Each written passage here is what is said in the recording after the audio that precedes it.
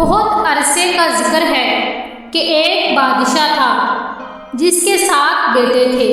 ایک دن اس نے اپنے بیٹوں سے کہا کہ اب وقت آ گیا ہے کہ وہ اپنے لیے بیویاں تلاش کر لیں۔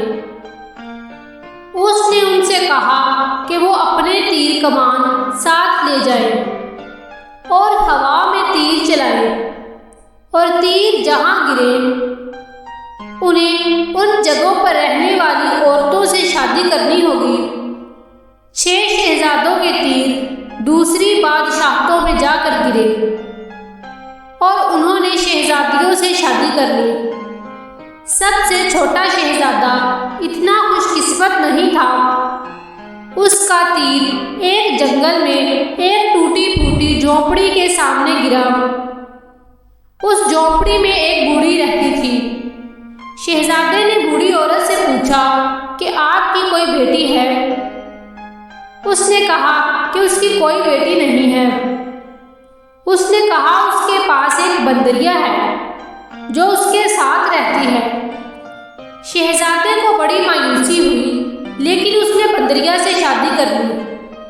کچھ عرصے کے بعد بادشاہ نے محسوس کیا کہ اس کا آخری وقت آن پہنچا ہے، اس کا جانشین ہونا چاہیے۔ اس نے اس مقصد کے لیے 3 امتحانوں کا منصوبہ بنایا اور کہا کہ جو بھی ان امتحانوں میں پورا اترے گا وہ بادشاہ بن جائے گا۔ پہلے امتحان کے لیے بادشاہ نے یہ مطالبہ کیا کہ شہزادی کے ہاتھ سے بنا ہوا خوبصورت کپڑا پیش کرے۔ یہ کپڑا اس قسم کا ہونا چاہیے کہ جو پہلے کبھی کسی نے نہ دیکھا ہو۔ 7واں شہزادہ اس قدر پریشان ہوا کہ وہ پلنگ پر لیٹ کر چیخنے لگا۔ اس کی بیوی بدریا نے اس سے پوچھا کہ مسئلہ کیا ہے؟ اس نے چلا کر کہا کہ مجھے اکیلا چھوڑ دو، تم بیکار اور بدصورت چیز ہو، تمہاری وجہ سے میں کبھی بادشاہ نہیں بنوں گا۔ پھر بھی وہ بندریا اس سے مسلسل پوچھتی رہی کہ بات کیا ہے، تو بالآخر شہزادے نے وجہ بتائی کہ وہ کیوں چیخ رہا ہے۔ بندریا نے اس سے کہا کہ فکر کرنے کی کوئی ضرورت نہیں ہے، وہ اس مسئلے سے نبٹ لے گی۔ شہزادے نے طنزیہ کہا کہ تم کیا کر سکتی ہو، تم تو محض ایک بندریا ہو۔ آخر کار بادشاہ کو کپڑے پیش کرنے کا دن آن پہنچا۔ شہزادوں نے ایک کے بعد دیگرے کپڑے پیش کیے اور ہر کپڑا دوسرے کپڑے سے بہتر نظر آتا تھا۔ آخری لمحے پر بندریا آئی اور اپنے کپڑے پیش کیے۔ وہ تمام کپڑوں میں سب سے زیادہ خوبصورت تھے۔ وہ خالص ریشم سے بنے ہوئے تھے اور ان پر بیش قیمت جوہرات ٹکے ہوئے تھے۔ سب سے چھوٹا شہزادہ ہکا بکا رہ گیا۔ بادشاہ نے بندریا کے بنائے ہوئے کپڑوں کو سب سے اچھے کپڑے قرار دیا۔ اس کے بعد بادشاہ نے دوسرا امتحان پیش کیا۔ اس نے کہا کہ ایک دعوت کا انتظام کرو، میں تمہارے گھروں میں آؤں گا، کھانا کھا کر دیکھوں گا کہ کس گھر میں سب سے اچھا کھانا پکا ہے۔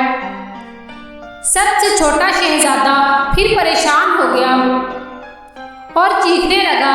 اس کی بیوی پوچھتی رہی کہ کیا بات ہے، اور بالآخر اس نے بتایا کہ دوسرا امتحان کیا ہے۔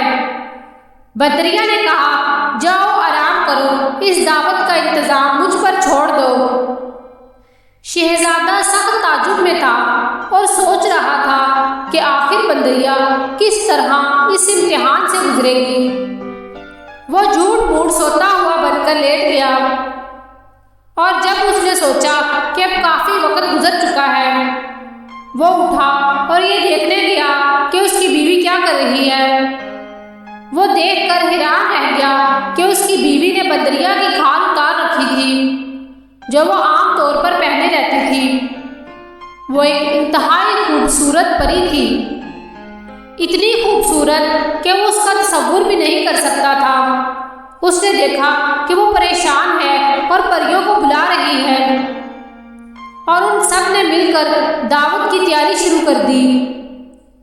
جب شہزادے نے یہ دیکھا تو وہ پری کتنی خوبصورت ہے، اس نے بندریا کی کھال جلانے کا فیصلہ کیا۔ بندریا نے اسے ایسا کرتے ہوئے دیکھ لیا اور وہ بہت پریشان ہوئی۔ وہ اور دوسری پریاں غائب ہو گئیں اور دعوت کے لیے تیار کھانا چھوڑ گئی۔ جب بادشاہ نے ساتوں شہزادوں کی دعوت کے لیے تیار کیے ہوئے کھانے کا ذائقہ لیا تو اس نے پری کا تیار کیا ہوا کھانا سب سے زیادہ مزیدار قرار دیا۔ اس کے بعد چھوٹا شہزادہ پری کی تلاش میں نکل کھڑا ہوا۔ وہ سب سے پہلے بوڑھی عورت کی جھونپڑی پر گیا جہاں وہ بندریا سے ملا تھا، اور جو پری نکلی تھی۔ جب اس نے بوڑھی عورت سے پوچھا کہ اس نے پری دیکھی ہے تو اس نے کہا کہ وہ کبھی پری نہیں بنے گی۔ شہزادے نے غصے میں آ کر بوڑھی عورت کو قتل کر دیا تو وہ پری اس کے جادو سے آزاد ہو گئی، کیونکہ وہ بوڑھی عورت در حقیقت ایک جادوگرنی تھی اور اس نے اس پری پر جادو کیا ہوا تھا۔ بادشاہ نے اعلان کیا تھا کہ سب شہزادے اپنی بیویوں کو اس کے سامنے لائیں تاکہ وہ یہ انتخاب کر سکے کہ ان میں سب سے زیادہ خوبصورت کون ہے، اور اسی طرح ساتویں شہزادے کی بیوی جو کہ در حقیقت ایک پری تھی اس کو سب سے زیادہ خوبصورت ترین قرار دیا گیا، اور سب سے چھوٹا شہزادہ بادشاہ کا جانشین نامزد کیا گیا۔